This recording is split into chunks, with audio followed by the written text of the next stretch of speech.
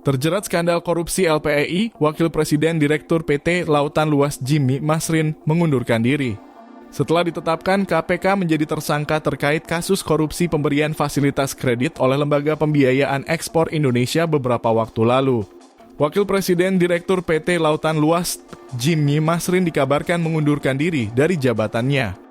Kabar pengunduran diri Jimmy Masrin disampaikan langsung oleh Direktur LTLS Joshua Chandra Putra Asali dalam surat yang dikirimkan ke Bursa Efek Indonesia pada Senin 17 Maret 2025. Dalam surat tersebut, Joshua mengungkapkan bahwa Jimmy akan melepaskan semua jabatannya di LTLS serta anak perusahaan dan afiliasi grup perusahaan. Selain itu, Jimmy juga berkomitmen untuk mendukung kelancaran proses transisi kepemimpinan, termasuk penyelenggaraan rapat umum pemegang saham untuk menyetujui rencana pengunduran dirinya. Joshua memastikan bahwa meski terjadi perubahan dalam jajaran direksi, pengunduran diri Jimmy tidak akan memengaruhi operasional kinerja keuangan atau kelangsungan usaha LTLS. Jimmy Masrin sebelumnya ditetapkan tersangka oleh Komisi Pemberantasan Korupsi dalam kasus dugaan fraud kredit LPEI.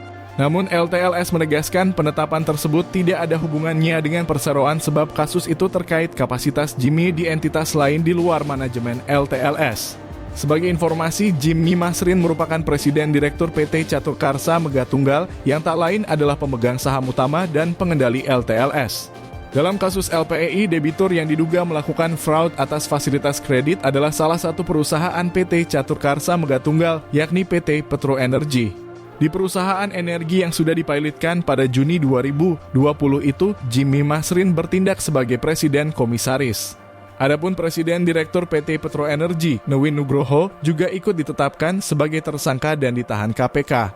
PT Petro Energi menjadi salah satu dari 11 debitur yang diduga menyalahgunakan kucuran kredit dari LPEI. Nilai kerugian negara dalam kasus ini mencapai 11 triliun, di mana Petro Energi memperoleh fasilitas kredit ekspor sebesar 60 juta US dollar atau setara hampir 1 triliun.